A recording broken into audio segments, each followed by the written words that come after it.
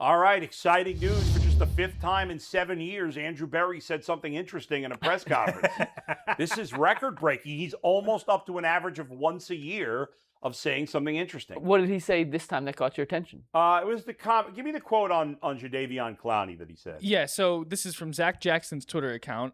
Barry on the Clowney visit, really good visit. Things we still have to work through. We're hopeful something works out. And then he said about bringing Clowney back, given how the first stint ended. We had him for 2 years. There were a lot more positive than negatives during that tenure. So what's interesting about this is because we said when we discussed it first that maybe this was a kicking the tires, doing your due diligence on someone you know. It certainly sounds like they're trying to sign him right now. Well, you got to read through the GM talk, obviously, but it sounds like they want to bring him in. And it raises the question for me about the ending of the Clowney term in Cleveland. Was this more a Myles Garrett and Jadeveon did not get along? Was it Jadeveon and the coaching staff? It certainly seems like both sides are willing to make bygones be bygones and bring him back. I mean, so it raises the question more and more. When he being Jadeveon Clowney talked to Mary Kay in that scathing post-exit interview, he basically said Joe Woods and Myles ruined my tenure here. They ruined my time. I believe the exact quote, or I'm paraphrasing, but the quote was, everything we schemed defensively was for Myles to get sacks. They were putting me in double teams so he could stay isolated, and we were shifting the line just so it could get Myles counting stats. And that I'm not saying there's anything wrong with that. I'm saying that's what Jadeveon Clowney had an issue with. The defensive coordinator at the time, Joe Woods, no longer here. The player that everything was being schemed for, Myles Garrett, no longer here. It seems like reading the tea leaves from what we just heard from Andrew Berry, what we know that Jadeveon said, to your point, he had an issue with the coach and a certain player, and those two are no longer here.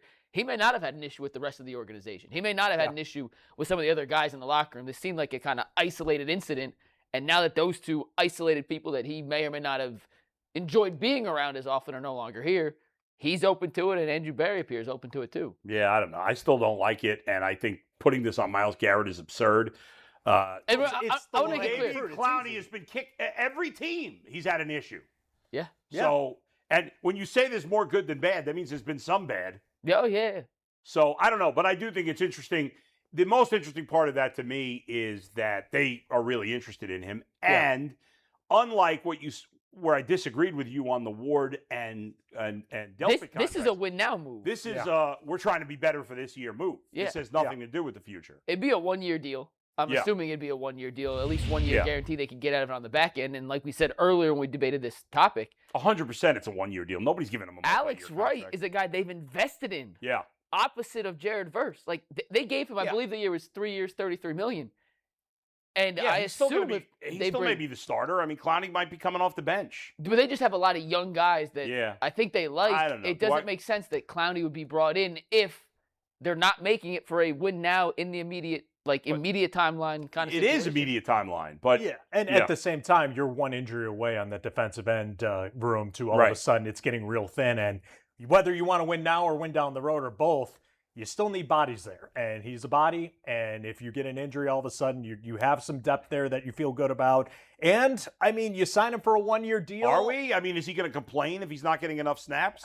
That's a question I'm sure they're going to have to hash I'm sure out. he will. I think we know the answer already. And on a 1 year deal, and maybe he's not happy halfway through the season before the trade deadline, you send him off for a 6th round pick to a contender.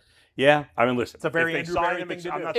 It would be a very Andrew Berry thing to do to sign Clowney to a 1 year, $8 million deal. Then halfway through the season, if you're not very good, flip him for a 6th round pick that'll eventually get traded for a future 5th round pick that will eventually get flipped to a 4th round pick that then will be used to acquire a disgruntled wide receiver from another team. Hold on, I'm trying to get that all straight. Now you're giving him a little way too much credit. That's how we got Amari Cooper and Jerry Jeudy. I'm just saying he has a track record of taking. Could we give back Jerry Jeudy? I didn't say it was a good deal. I'm just saying that's what he does. Don't do that to my Broncos. They got Jalen Waddle. We don't need him back. Can he go somewhere else? But Zadarius Smith turned into picks that they ended up using to acquire Jerry Jeudy and the Amari Cooper deal. He's obsessed with late picks. We know that. Amari Cooper was, I believe. Yeah. Someone please correct me if I'm wrong, but I believe one of the picks they traded for Amari Cooper was one of the picks they got back from Houston in the Deshaun Watson deal. You know, I'm going to give you another roundabout. I got to make up for G not being here with the analogies, right? I did the white man can't jump. So I am, as everybody knows, a big fantasy sports player, well, baseball and football.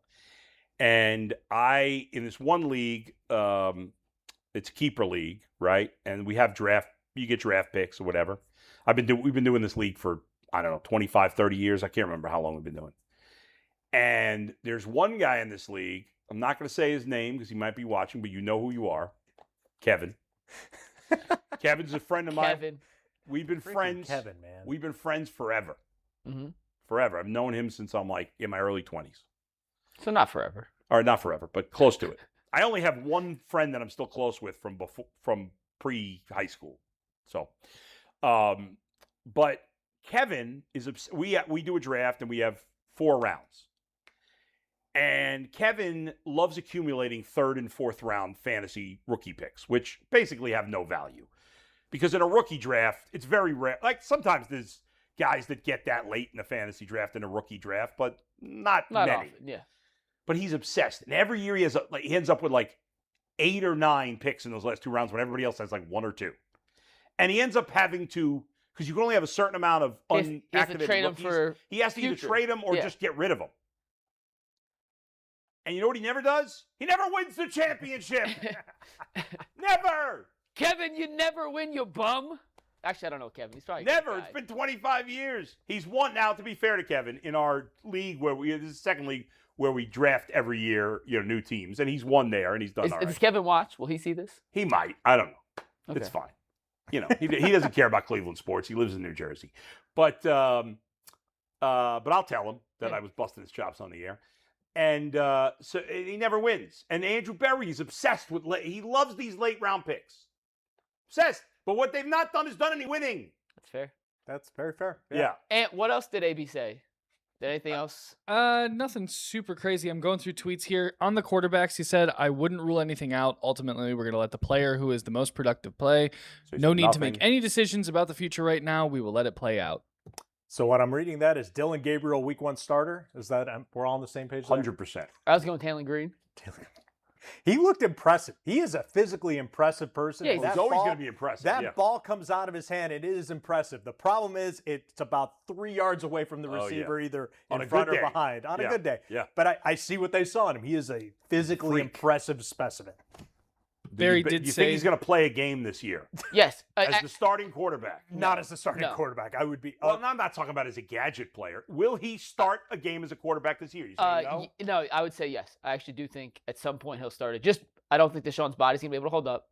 So that's a down one. I don't think Dylan Gabriel's going to be on this team in week 1. I think Taylor's going to be the 3rd quarterback. And at some point, Shador's going to – quarterbacks miss games. Like, they get hurt. It just happens. Like, very few quarterbacks. I think it was 6 quarterbacks last year played all 17 games for their team. I think that's it. I think maybe he was fewer. Yeah. So the numbers say, I think, Taylor Green will get – like, it'll be week 17 or week 18. It'll be late in the year, but I do think he gets 1 start. No team has started more quarterbacks in the last 10 years than the Cleveland Browns. Yeah. I think they're the only team in the NFL. I looked this up a couple They've had 3 ago. seasons since they came back. Yes. Where every game was started by the same quarterback. Yes. 3 seasons. And Twice 2 of those Baker, were Baker. and 1 was Tim Couch. Usually I think NFL teams get 3 starters in the year, and that's main starter, backup has to spot start, and then at the end of the year, you're resting everybody and you throw the 3rd guy out there. What do you think? Do you think he starts the game? I'm actually going to shock you, and I'm going to say no. Because I actually think Dylan Gabriel is going to be here to start the year. I agree with him. I think Taylor Green's going to be on the practice squad. I think there's this thought that, well, if they try to put him on the practice squad, somebody's going to claim him. No, they're not. I agree. You got to put him on. If you claim him on waivers, he's got to be on the active roster. He can go. Nobody is keeping him on the active roster when you haven't had him for camp. Nobody was interested in him before the Browns picked him in the 6th round or whatever it was. Yeah. So nobody's putting him. He is too raw play. He may never even be a quarterback in the league, let alone as a rookie. I can't imagine there's a team that's going to put him on the roster as a 3rd quarterback. Unless they're incredibly desperate and have nobody else. I just think there'd be other guys that you could pick. There's always guys like the Dolphin. No, what team is 2 on? I forgot. The Falcons. The Falcons just picked up Cooper Rush. Like, Cooper Rush is a veteran that if you had to play for a couple of games, okay, he was out there. Yeah. There's always guys like that. Oh, Jimmy Garoppolo's available. You telling me you're not excited for a Week 17 Riley Leonard versus Taylor Green Browns-Colts game at First Energy Bank down the street? We were saying be interesting. That's interesting for all the wrong reasons. I believe that over-under completions in that game. And I know I'm in the minority. But I believe that Shedeur Sanders is going to start week 1. I agree, by the way. Oh, you do? Okay. And by the way, the Vegas odds, yeah, still, even after yesterday, yeah. almost 2-1 for Shedeur if you want to put money. Barry did say he felt confident they'd name a week 1 starter before week 1. Well, they're going to have They have to do that. Yeah. You mean before I'm just week 1 reading you of the the quotes real preseason? fast. Yeah, no. I saw that quote too. Unless we're going What? back to Is he talking about week 1 of the preseason? That's just the quote I saw. I'm How bouncing stupid around quote here. is that? the only time that the not an Browns answer. didn't do that was, and I forget which coach it was, but it was the infamous coin flip. Oh, It was like, oh, well, we'll figure out the starter. We'll flip a coin before the game. And I think they actually did it, which is the least surprising. I wonder if he news meant ever. before. He had to have meant preseason week But then 1. but then again, Andrew Berry probably wouldn't say that because Monken hasn't said. Well, that. I think it's piggybacking off of what Monken said yesterday was, Yeah. we'll name Monken in I love his press conferences already because he's so blunt. He's like, Oh, he sounds like somebody he's said, losing what's his the voice, timeline? He goes, well, we're going to have to name one before the first week of the season, so we'll have it by then. So Andrew Berry was being Probably not giving an answer really. I'm confident we'll have a quarterback week 1. I don't know why anybody put that out as a quote because it's a meaningless comment. But Barry said it, so it's going to get clicks. That's how it works. I don't have a quote on this one, but from Earl's notes, because Earl's been listening along and feeding me info, on Todd Monken, when he was asked about it, he considers him old school, disciplined, with a new school awareness, and compared him to Billy Bob from Landman. I haven't seen Landman. Yeah, I haven't seen Landman. Yeah, you this have, is a you expertise. I've only seen an episode. again, you guys are dropping the ball here. Landman's a very good show. Well, I just got got rid of Paramount Paramount. Plus, so I got catching up to me. I had canceled it because it's the worst app. Is it? Like there's some good. The worst app in terms of content is Peacock. It has the old Office. What's that? It has The Office, like the old episodes of The Office. I just rewatched that on Peacock. Yeah, but there's not. There's nothing else really. Hey, the new Ted series is good. The you teddy like bear? that? The Seth prequel? MacFarlane? Oh, I Yeah, didn't liked actually it. watch that. It's very fun. I like Very the movies. But Very it's fun. just not. The one thing I liked on there was Dr. Death. Yeah, I don't know if anybody saw that. I didn't see that one. No. Your wife should watch it because she's a surgeon.